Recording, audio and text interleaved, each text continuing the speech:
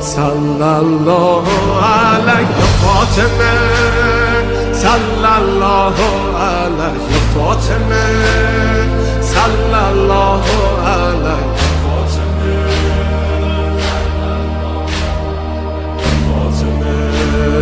روی لبها نور و قدر و کوثر و طاها، ذکر نورانی عاشقها، تسبیحات حضرت زهرا. الله اکبر این همه جلال، الله اکبر این همه شکوه، الله اکبر در راه علی فاطمه ایستاده مثل یک کوه.